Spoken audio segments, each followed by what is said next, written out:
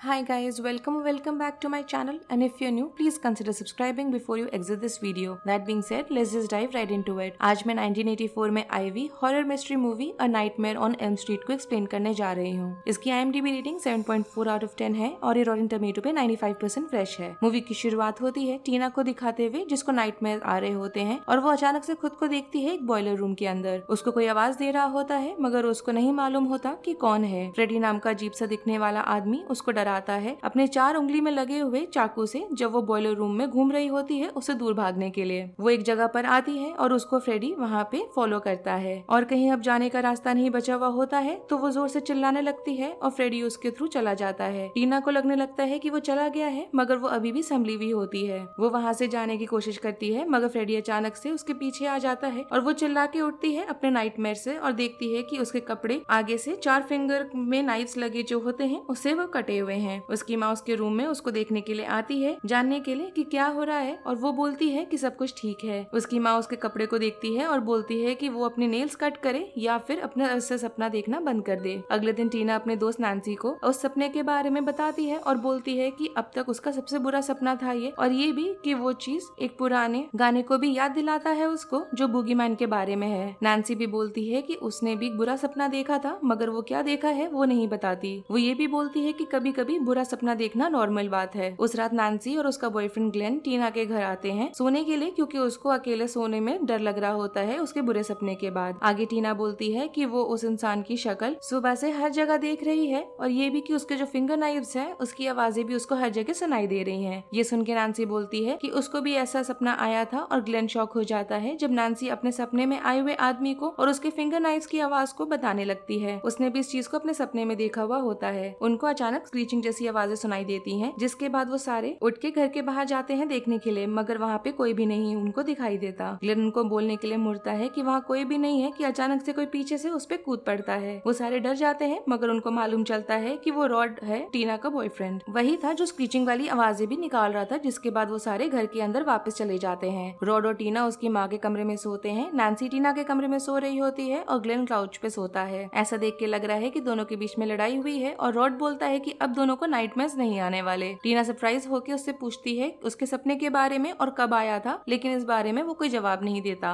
रात में टीना के कमरे में लगा हुआ क्रॉस अचानक से नीचे गिर जाता है जिससे नैन्सी की नींद खुल जाती है। वो उसको अपने साइड में रख के वापस से सोने लगती है। टीना को कंटिन्यूअसली खिड़की पे छोटे छोटे पत्थर फेंकने जैसी आवाज सुनाई दे रही होती है और उसको फ्रेडी उसको जैसे आवाज दे रहा हो वैसे भी सुनाई देता है। वापस टीना के कमरे में फ्रेडी दीवार के थ्रू दिखाई देता है जो नैन्सी को अटैक करने वाला होता है कि तभी उसकी नींद खुल जाती है और वो वापस से उस क्रॉस को दीवार पे लगा देती है जहाँ वो पहले था। टीना घर के बाहर जाती है देखने के लिए कि कौन है और जहाँ से आवाज आ रही होती है वो उसको फॉलो करने लगती है। फ्रेडी अचानक से उसको डराने लगता है और वो वापस घर की तरफ भागती हुई आती है। वो उसको पकड़ लेता है और वो चिल्ला के उससे लड़ने लगती है। सीन वापस कमरे में आता है जहाँ वो रॉड के बगल में होती है। उसको नाइटमेयर आ रहे होते हैं मगर सारी चीज असलियत में हो रही होती है और वो चिल्लाते हुए स्ट्रगल कर रही होती है। रॉड उसके स्ट्रगल और चिल्लाने से उठता है मगर वो कंफ्यूज होता है कि क्या चल रहा है एग्जैक्टली। उसको अजीब से कट उसके बॉडी पे दिखाई देने लगते हैं जैसे कि कोई उसको काट रहा हो मगर कौन ऐसा कर रहा है वो उसको दिखाई नहीं देता। वो अचानक से बेड से उठ जाती है और सीलिंग की तरफ फेंकाती है और कमरे के अक्रॉस वो घसीटी भी जाती है। वो तब भी दर्द में चिल्ला रही होती है और अब उसके बेड पे वो ऊपर से गिरती है और मारी जाती है। नैन्सी और ग्लेन तब तक जल्दी से उठ के कमरे में आते हैं देखने के लिए कि क्या हो रहा है, जहाँ वो टीना को मरा हुआ पाते हैं और रॉड वहाँ से भाग गया होता है। नैन्सी और उसकी माँ पुलिस स्टेशन आए हुए होते हैं उसके फादर से मिलने के लिए जो वहाँ पे लेफ्टिनेंट है और उसके फादर पूछते हैं कि वो वहाँ पे क्यों थी रात को, खासकर रॉड जैसे इंसान के साथ। जिस पे नैन्सी बोलती है कि वो लोग वहाँ इसलिए थे क्योंकि टीना को सपना आया था कि उसको कोई मारना चाहता है और वो अकेले सोना नहीं चाहती थी क्योंकि वो काफी ज्यादा डरी हुई थी। अगले दिन नैन्सी स्कूल जाने के लिए तैयार होती है और जब वो अपने घर से बाहर आती है तो उसको एक आदमी सूट पहना हुआ दिखाई देता है। वो वॉक करते हुए आगे निकलती है और जब मुड़ के देखती है तो वो आदमी वहाँ से जा चुका होता है। रॉड जो अब तक फरार था नैन्सी को पीछे से पकड़ लेता है और उसको कन्विंस करने लगता है कि उसने टीना को नहीं मारा। तभी नैन्सी के फादर वहाँ आते हैं रॉड को अरेस्ट करने के लिए। वो उनसे भागने लगता है मगर जल्द ही पुलिस उसको पकड़ के अरेस्ट कर लेती है। नैन्सी को बुरा लगता है कि उसके फादर ने उसको इस्तेमाल करा है रॉड को पकड़ने के लिए, जिसके बाद वो स्कूल चली जाती है। जब वो क्लास में होती है तब उसको दिखाई देता है कि टीना का भूत उसको बुला रहा है और वो खड़े होकर उसको फॉलो करने लगती है। उसको कॉरिडोर में खून दिखाई देता है और कोई टीना की बॉडी खींच रहा होता है। वो उसकी आवाज को फॉलो करने लगती है जब तक वो एक बॉयलर रूम के अंदर नहीं आती, जहाँ उसको फ्रेडी दिखाई देता है। फ्रेडी उसको ईविल लाफ दे के डराने लगता है और नैन्सी वहाँ से भागने की कोशिश करती है, मगर कोई रास्ता वहाँ नहीं होता क्योंकि सारे रास्ते अब ब्लॉक हो चुके होते हैं। फ्रेडी धीरे धीरे उसके पास आके उसको डराता है और मारने की कोशिश भी करता है, मगर उसको मालूम चलता है कि ये सब एक सपना है और वो खुद को बॉयलर रूम में जलाने की कोशिश करती है जिससे कि वो अपने सपने से जग जाए। वो क्लास में अपने चिल्लाते हुए उठती है और सब उसको मुड़ के देखने लगते हैं कि क्या हो रहा है। वो रियलाइज करती है कि वो क्लास में ही है और वो वहाँ से चली जाती है, मगर बाद में वो नोटिस करती है कि उसका हाथ असल में जला हुआ है। वो पुलिस स्टेशन जाती है रॉड से उस रात के बारे में पूछने के लिए और वो बताता है कि टीना को 4 अलग अलग रेजर से कट हो रहा था और वो रेजर वैसे ही लग रहे थे जैसे उसने पहली रात सपने में अपने देखा था। नैन्सी ये सुन के शॉक हो जाती है क्योंकि किलर फ्रेडी था जो उसके भी सपने में उसको परेशान करने आता था। बाद में नहाते समय उसको दोबारा से नाइटमेयर आता है घर पे। वो सो जाती है और अचानक से सपना देखती है कि फ्रेडी उसको टब के अंदर खींच रहा है उसको डुबाने की कोशिश करते हुए। अब तक हमको ये तो मालूम चल गया था कि ये सारी चीज जो हो रही है वो असलियत में भी होती है और इसके बाद वो सोने को अवॉइड करने लग जाती है। उस रात ग्लेन चुपके उसके कमरे में आता है खिड़की के थ्रू और वो उसको बोलती है कि वो फ्रेडी को ढूंढेगी, मगर उसको गार्ड के तरह उसके पे नजर रखना होगा। वो सोने का प्लान करती है जिससे कि उसको नाइटमेयर आए और ग्लेन जगह रहेगा और उस पर नजर रखा रहेगा और जब उसको लगेगा कि कुछ गड़बड़ हो रहा है तो वो उसको उठा देगा। इस बार सपने में वो खिड़की से पुलिस स्टेशन के अंदर जाती है रॉड को चेक करने के लिए। उसको फ्रेडी रॉड के साथ उसके सेल के अंदर दिखाई देता है तो वो उसको आवाज देने लग जाती है जिससे वो नींद से जग जाए। वो ग्लेन को भी आवाज दे रही होती है जो उस पर नजर रखने वाला होता है, मगर वो ऑलरेडी सो चुका है। फ्रेडी उसको डराने लगता है और वो जल्दी से भाग के अपने कमरे में जाती है और दरवाजा लॉक कर देती है। वो अपने आप को जगाने की कोशिश करती है कहते हुए कि ये सिर्फ एक सपना है कि तभी फ्रेडी मिरर के थ्रू निकलता है उसको अटैक करने के लिए और मारने की कोशिश करने लगता है। अचानक से अलार्म बजता है और वो उठ जाती है। ग्लेन के सो जाने की वजह से उन दोनों के बीच में लड़ाई होती है कि उसको नैन्सी की माँ की आवाज सुनाई देती है ऊपर आते हुए और वो वहाँ से चला जाता है। अपनी माँ को नैन्सी बोलती है कि सब सही है और वो वापस नीचे चली जाती है, जिसके बाद एक फेदर उसको उसके नाइटमेयर से कमरे के अंदर दिखाई देता है। वो जल्दी से ग्लेन के साथ पुलिस स्टेशन जाती है रॉड को चेक करने के लिए। वहाँ वो अपने फादर और एक ऑन ड्यूटी कॉप को बोलती है कि उसको रॉड को देखना है, मगर वो लोग ऐसा करने से हिचकिचा रहे होते हैं। तब तक रॉड के सेल में वो सो रहा होता है जब उसको कोई चीज उसकी बेडशीट को उसके गले के अराउंड बांध रही होती है, जिसके बाद वो खींचने लगता है उसको जब तक कि वो लटक नहीं जाता। पुलिस फाइनली नैन्सी की बात मान लेते हैं और जब वो लोग रॉड के सेल में पहुंचते हैं तब तक उनको वो मरा हुआ मिलता है। अब जब उनको मालूम ही नहीं होता कि असल में वहाँ क्या हुआ है तो वो लोग सोचने लगते हैं कि उसने खुद को मार डाला है। अब सबको यही लग रहा होता है कि उसने एक्चुअली में टीना का मर्डर करा था। वो सारे उसके फ्यूनरल में आते हैं, जिसके बाद नैन्सी अपने फादर को बोलती है कि टीना का जो किलर है वो अभी भी फ्री घूम रहा है। वो एक आदमी को डिस्क्राइब करना शुरू करती है जो उसके पेरेंट्स के लिए काफी फेमिलियर होता है, मगर उनको लगता है कि वो बहुत रिडिकुलस बात कर रही है और शौक की वजह से ये सब हो रहा होगा। उसकी माँ उसको institute for study of sleep disorder में लेके जाती है, जहाँ वो लोग उसके ब्रेन एक्टिविटी को मॉनिटर कर सकेंगे जब वो सो रही होगी। वो दोबारा से सोने लगती है कि उसको बुरा सपना आना शुरू हो जाता है और वो चिल्लाने लगती है। उसकी ब्रेन एक्टिविटी इतनी ज्यादा हो रही होती है कि वो लोग जल्दी से कमरे में आके उसको उठाते हैं। उसके हाथ में कट आया हुआ होता है और उसके पास फ्रेडी का हैट होता है जिसपे वो बोलती है कि उसने वो उसके सिर से निकाला था। उसकी माँ को अभी भी विश्वास नहीं हो रहा होता है और वो उसको बोलती है कि वो बस एक बुरा सपना था। हैट पर नाम भी लिखा हुआ होता है फ्रेड कूगर का। ग्लेन और नैन्सी मिलते हैं और ग्लेन उसको बॉलोनीज का तरीका बताता है सपने देख के, जहाँ वो लोग अपने सपने के स्किल्स का इस्तेमाल करके उसको इन्फ्लुएंस कर सकते हैं बदलने में और जो वो चाहते हैं उस चीज को ले लेते हैं। वो घर जाती है तो उसको दिखाई देता है कि उसकी माँ ने सारे खिड़की पे ग्रिल्स लगा लिए होते हैं, जिसपे वो बोलती है कि ये सिक्योरिटी के लिए है। उसके बाद उसकी माँ उसको फ्रेड कूगर के बारे में बताती है जिसने नेबरहुड में 20 से ज्यादा बच्चों को मार डाला था। उन लोगों ने उसको ढूंढ के